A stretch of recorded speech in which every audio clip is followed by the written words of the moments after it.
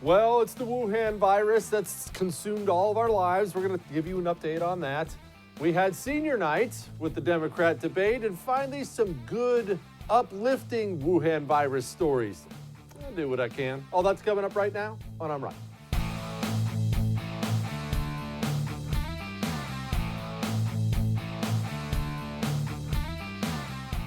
Wuhan virus this and Wuhan virus that. It's everywhere you look. And yes, I'm going to give you an update on it on this show all the time.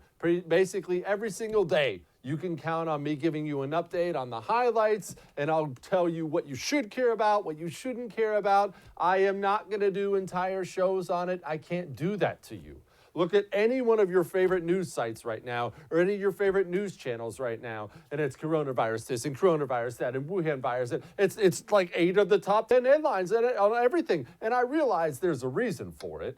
It's shutting down and wiping out our economy as we speak. So it is an important story. I just also know that by the time you sit down and put your feet up at night and you tune into I'm Right, you don't want to get beaten over the face again with more Wuhan virus crap all the time. So I'm going to tell you the highlights like always. And then we're going to move on. We're going to make fun of Democrats. We're going to tell some uplifting stories. We're going to do all that. Well, here's where we are. Here's your Wuhan update. It's not good. It's just not good. There's no way to put a silver lining on this. Now, the good news is it doesn't look like it's wiping out America as far as the virus goes. It's just wiping out our economy. Dow took it on the chin today, and the stories I'm hearing from people I know who own small businesses, who work in small businesses, from the hospitality industry, keep them in your prayers, ladies and gentlemen. Keep them in your prayers. The far-reaching consequences of what we're doing to try to stop the spread of this virus, maybe they're necessary, maybe they're not, but we are talking about massive, massive economic losses coming, and that's just the truth. I'm talking to people who own Subways. They're hurting. Talk to another guy who owned a big chain here in Texas. They're hurting. Travel industry, hurting. Other industries are going to be hurting quickly, even the ones who aren't now. Think about if you're in a hotel business. Think about if you're running bars. Think about if you're running restaurants. We have governors, we have mayors now issuing orders to people. You will shut down. Well, that sounds nice. And maybe you're one of these people who believes in that. And if you do, that's fine. Maybe you really believe that's what we should do. But try to keep this in mind. Don't just say it.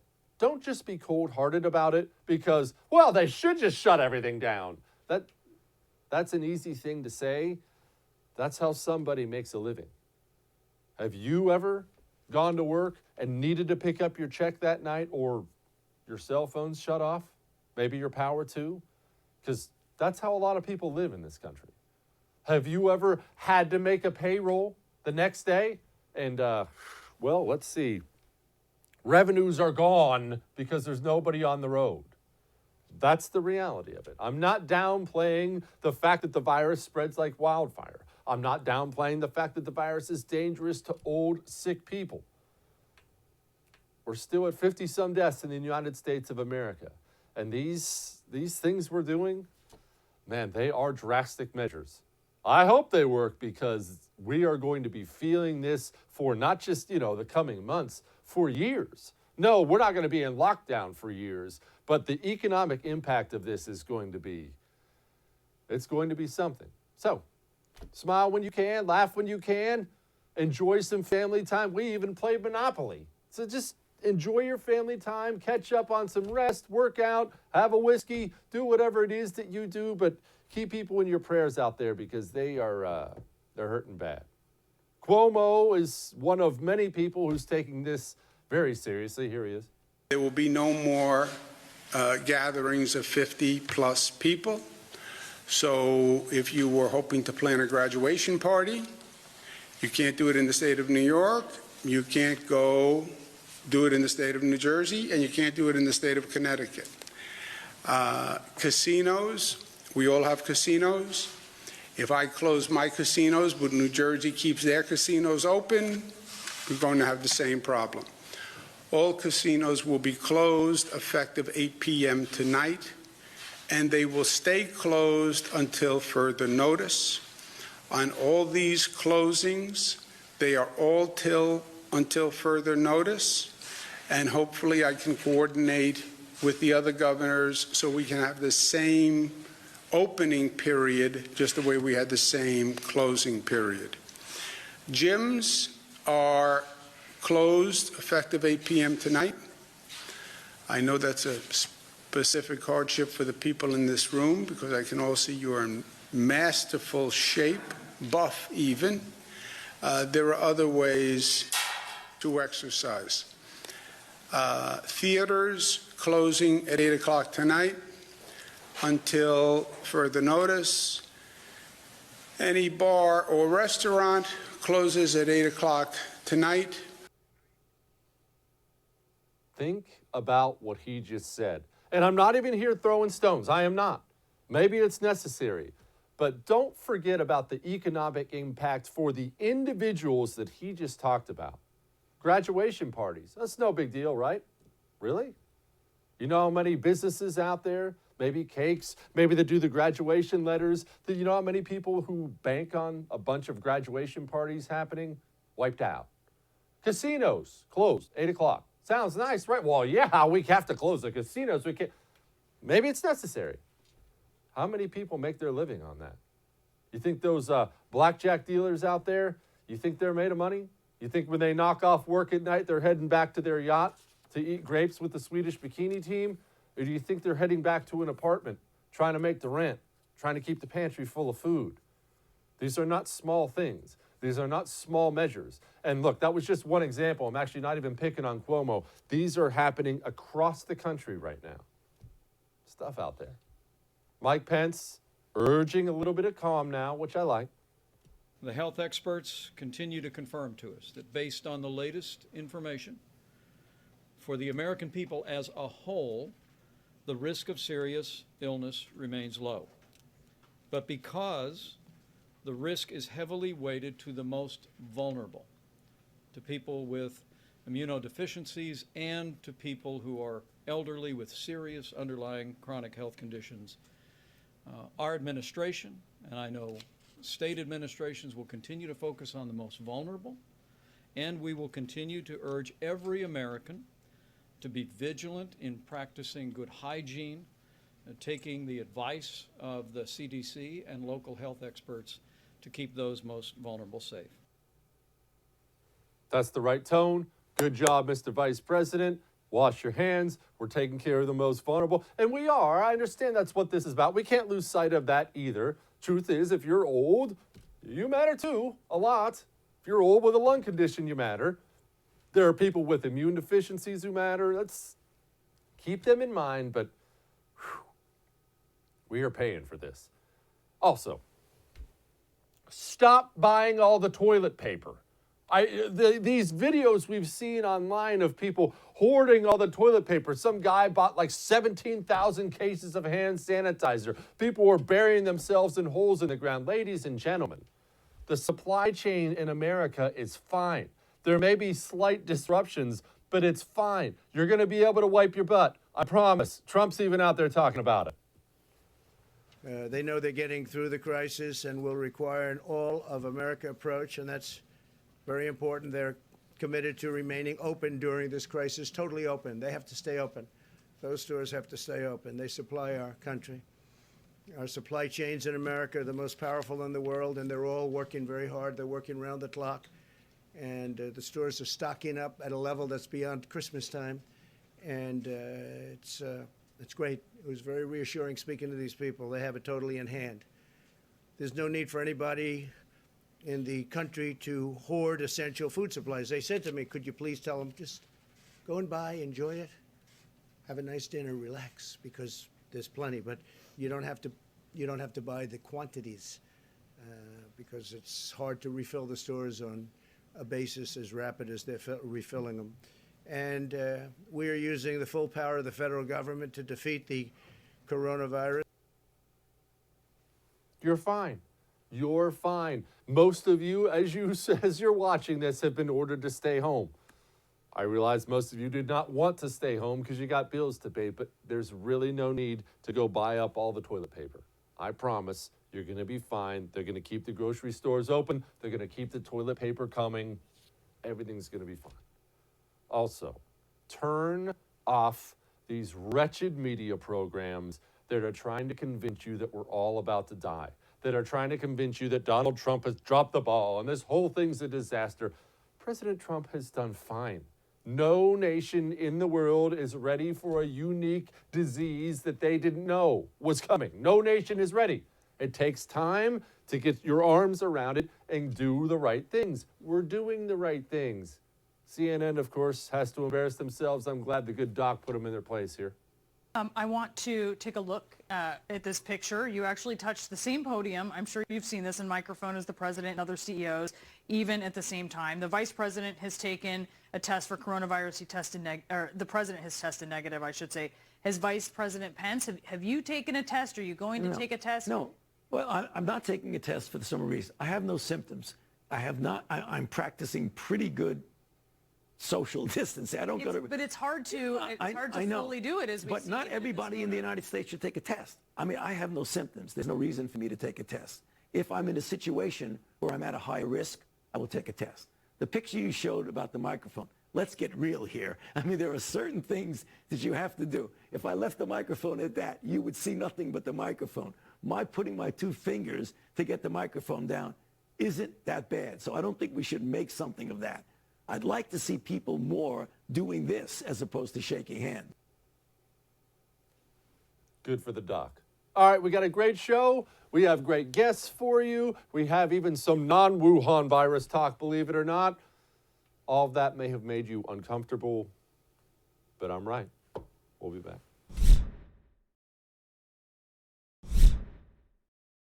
Well, occasionally we need to bring somebody on who has something north of a community college education, and we thought today would be an appropriate time to bring on Dr. Bill Lloyd, a surgeon and pathologist. Doctor, what is a pathologist?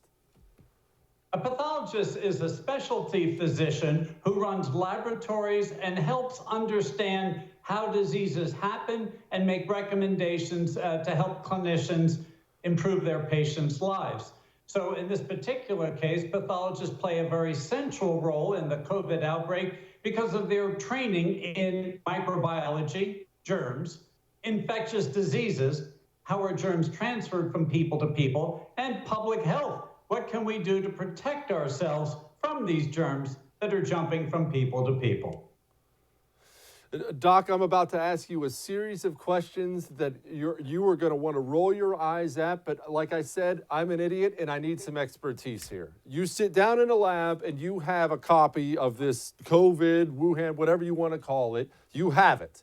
Are you trying to figure out how to vaccinate people against it, how to kill it, how to do both, how to stop it from spreading, and how does one go about that in a dumbed down sort of way? In the laboratory setting right now, most professionals are working with specimens, a long Q-tip jammed down somebody's throat or up their nose. And they're going to perform a lab test called RNA PCR. And they're going to look for genetic information in that sample that matches with the COVID virus, the novel coronavirus. So most pathologists right now are very busy performing these tests. And because the CDC and the FDA have altered their guidelines, we no longer have to wait for one federal source of these tests that many well-equipped hospitals are now preparing on their own because they know how to do it. So this delocalization, this dissemination of laboratory technology will greatly increase the number of tests available, but it doesn't mean everybody should take the test. Why shouldn't everybody take the test? Explain.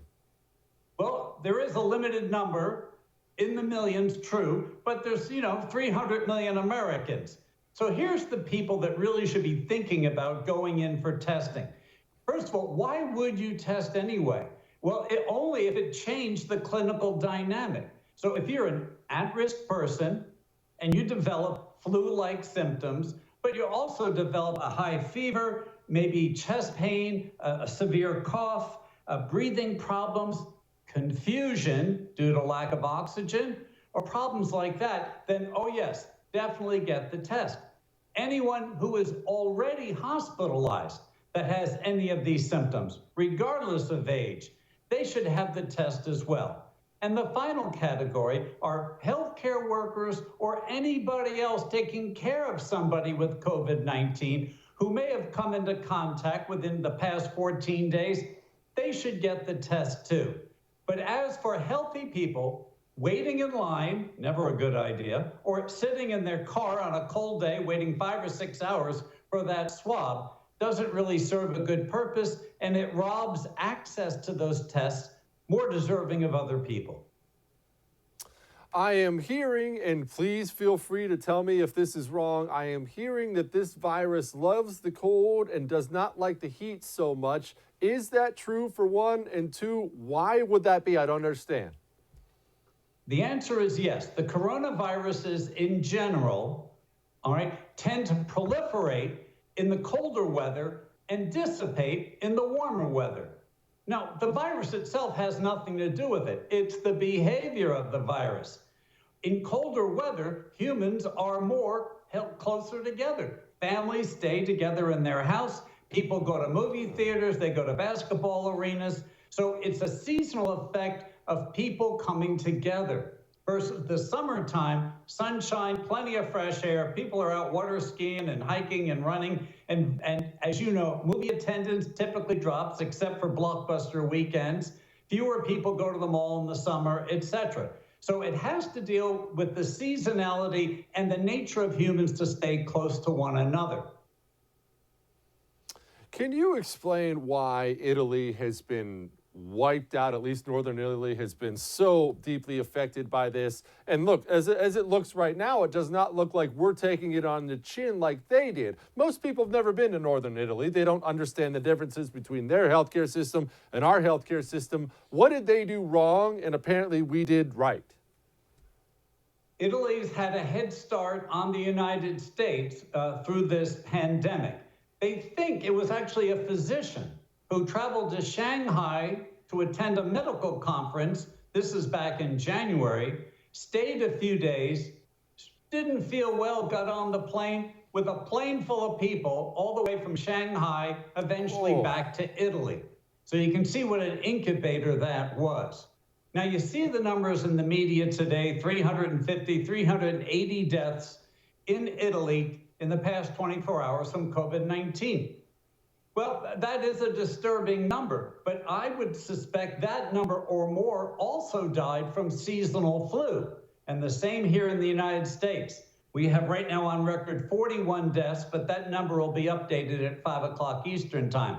But nonetheless, far more than 41 Americans succumbed to seasonal flu. And that's the disease we have a vaccine for. So I would encourage all of your viewers, if they haven't had the flu shot yet, go get it. It protects you from influenza virus, not coronavirus.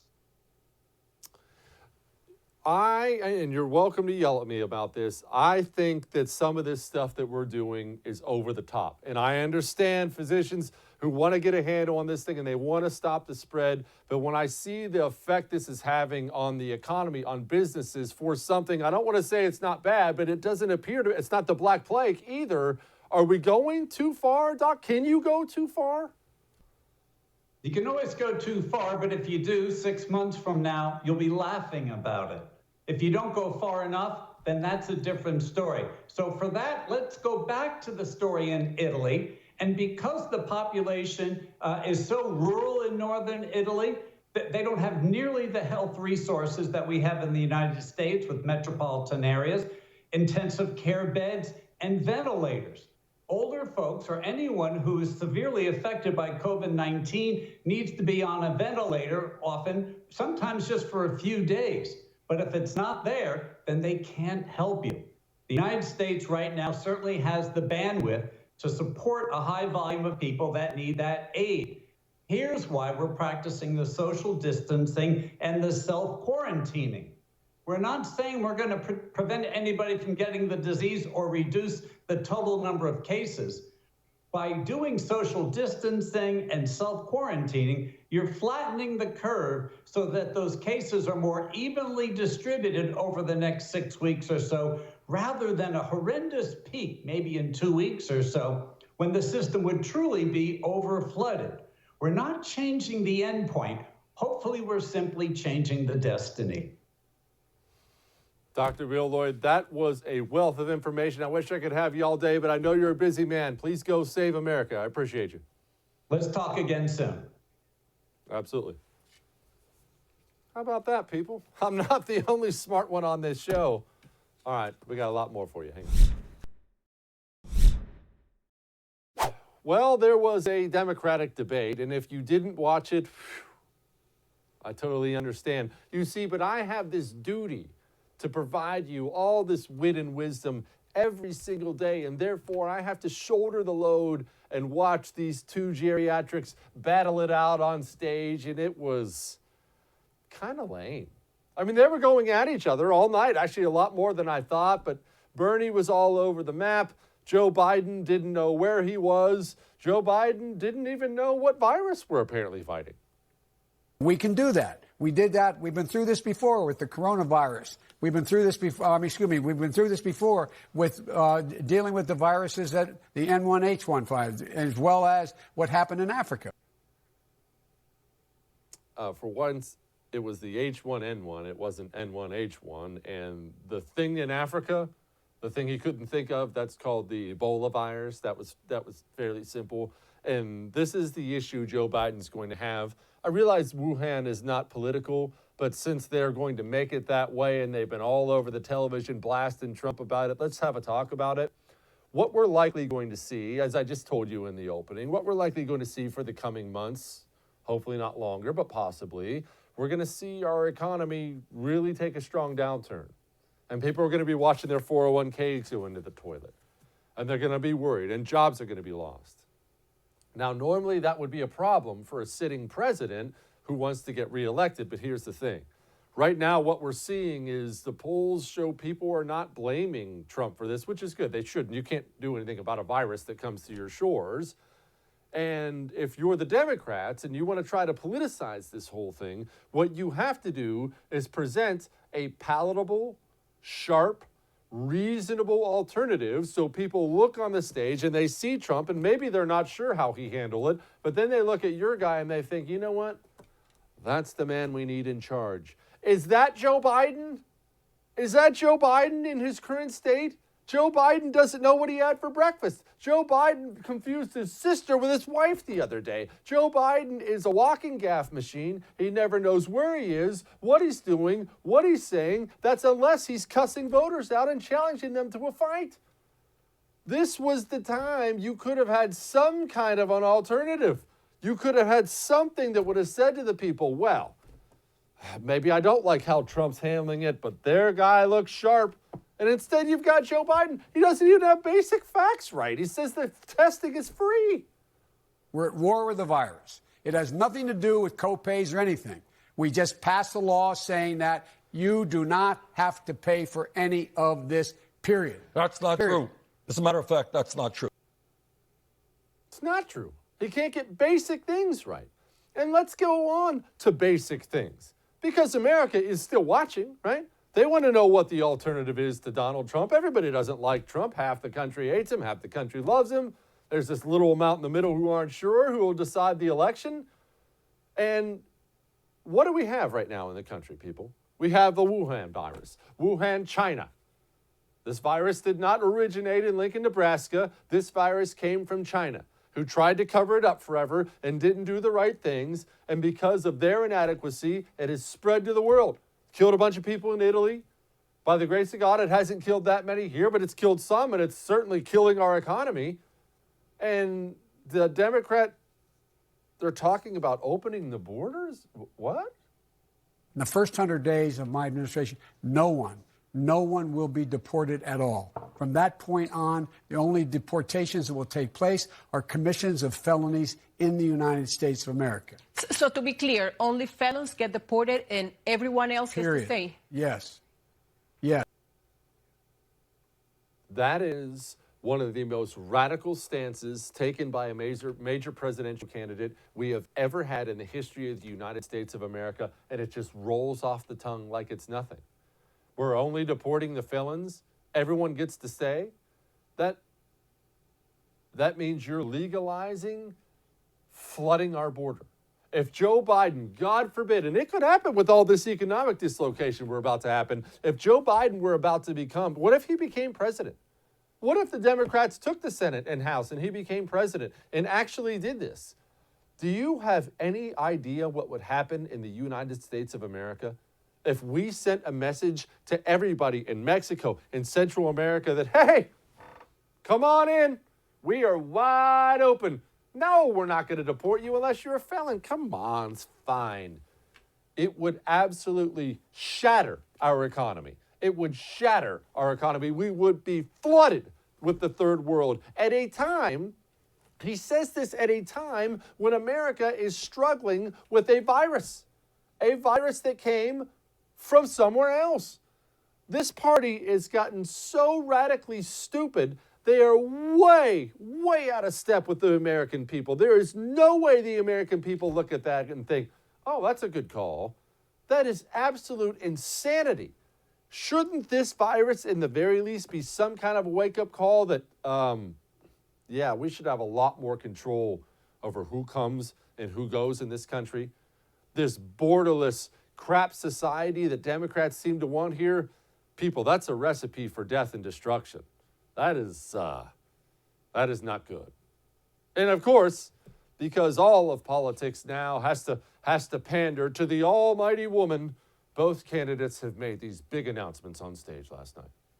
That if I'm elected president, have an opportunity to appoint someone to the courts, I'll appoint the first black woman to the courts. It's required that they have representation now. It's long overdue.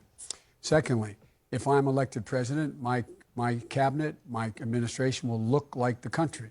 And I commit that I will, in fact, I'll pick a woman to be vice president. There are a number of women who are qualified to be president tomorrow. I would pick a woman to be my vice president. The vice president committed to picking a woman as his running mate. If you get the nomination, will you? In all likelihood, I will. For me, it's not just nominating a woman. It is making sure that we have a progressive women, and there are progressive women out there. So my very strong tendency is to move. Why not just the most qualified? You see, you're not hiring somebody to run the fries. You are hiring somebody to be the vice president of the United States of America. If something happens, God forbid, to either one of these men, if they were elected to president, and both of them are old, the vice president becomes the commander-in-chief, and we're picking that based on gender? Doesn't that seem pathetic to anybody else? Because I got to be honest, that's pathetic to me. Embarrassing. We're going to talk to Amber Athey about that and more. Hang on.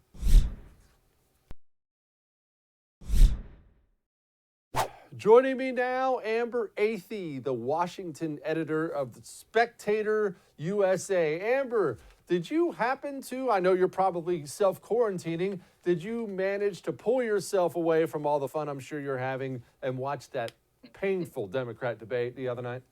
I sure did. You know, with no sports on TV, I felt like I didn't have much of a choice, really. That is a fact. I told the family that we had to watch it, and they were groaning, and I said, look, what else are we doing? What are we going to do, talk? So we did watch it. Did you get anything from it other than, I thought they were going at each other a little harder than I was expecting, especially because Bernie seems to be wanting to play patty cake through this whole thing now? Yeah, I would say the debate in its entirety was actually pretty boring. They spent so much time on the coronavirus, which obviously is fair. We are in the middle of a health pandemic, but they kept repeating the same talking points over and over again and not really providing any new solutions. And Bernie's attacks on Joe Biden were pretty half-baked. For having that much time to prepare and this really being his last shot to potentially have a resurgence in this primary process, it was pretty weak, I thought. I did too, and I had a nefarious thought about it. You can call me a cynic, but as I watched, I honestly thought to myself, these are purposely lame attacks because he knows he's done and he's playing nice now. Am I crazy? Well, Bernie's been playing nice through the entire process, just like back in 2016. Hillary went after him time and again for his Bernie bros, for him being a progressive, and then he turned right around and endorsed her no problem in the general election. When Elizabeth Warren went behind his back and accused him of being a secret sexist and saying that a woman couldn't win the presidency, he again didn't take off the gloves for that. He went super easy on her and allowed her to attack his character with very little pushback whatsoever. So Bernie keeps talking big about bringing in this radical revolution, but when it comes down to it, it really doesn't seem like he has the guts to do it. It doesn't, and I don't know why he didn't just embrace that plan from Elizabeth Warren. I would have got behind him all the way. Now, they were still talking about open borders.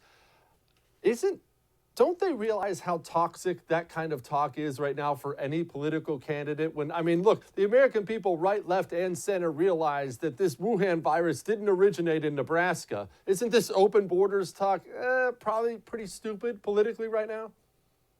It's unbelievable. And by the way, both of these guys held the exact opposite position as recently as 10 years ago. Bernie Sanders used to say that open borders was a Koch brothers proposal because it would help corporations bring in cheap labor. So for someone who talks about corporations running America, you would think he would double down on a restrictionist immigration policy, yet he's gone the exact opposite direction, which gives Trump an easy line of attack against him if he were to win the nomination. Same thing with Joe Biden, who said inexplicably last night that he wouldn't deport people for the first 100 days at all, and then afterwards would only deport felons, which is just a golden ticket for people who want to cross the border illegally, will increase crime on the border, human trafficking, drug trafficking, and all of these horrible things that we saw last summer when there was a surge of these caravans coming to the southern border.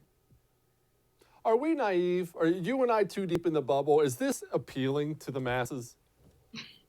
No, I don't think it is. I'd like to think that I can get outside of the bubble as much as possible. My family is from rural America, so I certainly didn't grow up here and hopefully haven't drank too much of the Kool-Aid yet.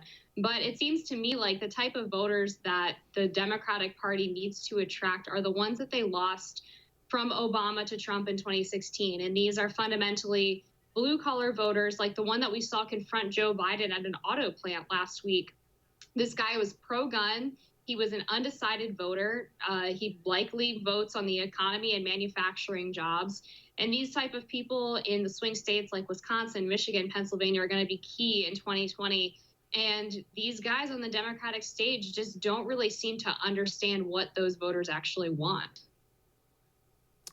How do the campaigns deal going forward with campaigning during this time? Because I have to tell you, it's not outside of the realm of possibility to think we're not going to have gatherings for 2, 3, 4 months in this country, and that's prime campaign season. What do you even do if you're a major presidential candidate? You can't go out to some pancake breakfast, which they're all secretly happy about, but you still have to get out there and talk to people. What, are they just going to Skype their way through this thing? How does that look? It's so tough. You know, I actually think it's an advantage for Joe Biden because every time that he does appear in public, he ends up making himself look like a fool. Obviously not as good for Bernie or Trump because a lot of their support and energy comes from having these rallies with their bases. So obviously not good for them. Right now, the campaigns are probably going to have to focus on digital and television ads, which is less than ideal. But right now, I think the bigger problem is we don't even know what's going to happen in terms of voting. There are supposed to be 2 primaries held tomorrow, and it's unclear if people should even be leaving their houses at this point, let alone going to try to wait in line with dozens, if not hundreds of other people to vote. Louisiana has already suspended its primary, so it'll be interesting to see if those states move forward and what effect that will have on turnout. How are you handling this whole thing as far as, well, I should say, how do you view them as having handled this whole thing? A lot of people are thrilled with it. A lot of people are saying they're falling way short. I will tell you, I'm extremely uncomfortable with mayors and governors just pointing at whole industries and saying, well, just close down. That's people's livelihoods. But on the other hand, I get the argument that people, think it's necessary. What do you think about it? Right. I don't think there's a perfect answer to any of this. And my inclination is to say that at this point, seeing what's happened in places like Italy and South Korea, the lack of the spread of this virus in many ways was propagated by the slow implementation of social distancing. So if we are willing to take a short-term economic hit in order to prevent a long-term exponential spread of the virus and potentially thousands, if not tens of thousands of deaths, then perhaps that's what we do. And maybe the government has to provide some type of relief to individual Americans, not bailouts for big companies like Boeing or, the airline industry or the travel industry, but perhaps straight to Americans who are going to be suffering from the economic impact of this. But again, can you really put a price tag on grandma? If people are really going to die from this disease at rates much higher than the flu, then perhaps that's really the only answer. Well, I guess it depends on how much you like your grandma. I'm just kidding. That's Amber Athey, the Washington editor of Spectator USA. Thank you for giving us a few minutes, Amber. Thanks. We got more. Hang on.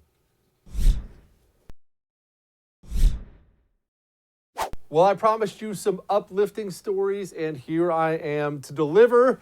Italy. Some dude went out there and busted out some opera trying to lift the people's spirits out there, and they need it.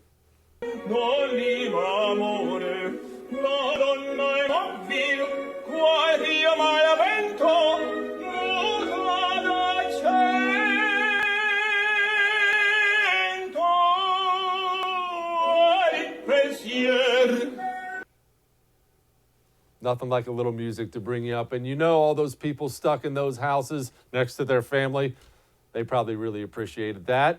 Spain, taking a little different approach, an exercise instructor takes to the rooftops because everybody's stuck on their balcony and leads everybody in workouts. Probably a little bit healthier than we will do here in America. Good for them. Keep the heart pumping. Crank out those jumping jacks, ladies and gentlemen. A man on apparently his 67th wedding anniversary could not get in the nursing home to see his wife, so he stands in front, as you see, holds up a sign, holds up balloons. I love the guy faking like he's not enjoying finally having an anniversary to himself. Also, Cincinnati Reds player Trevor Bauer. You see, baseball stadiums closed. And like we talked about before, it's not about the players. It's not even about the announcers. It's not about the TV personalities, although we're really important. It's about the working people. Think about the people parking cars. Think about the people working the stadium, security staff. They're not getting paid. They're not getting paid, and they're not rich either. So when I found out he was getting together with players from the Indians, the Angels, and the Padres to put together a sandlot game, and he's already raised $20-some thousand for those stadium employees, man, that stuff is awesome. Let's hope people keep spreading around a whole bunch of goodness like that. All right, we'll do it again tomorrow. See you then.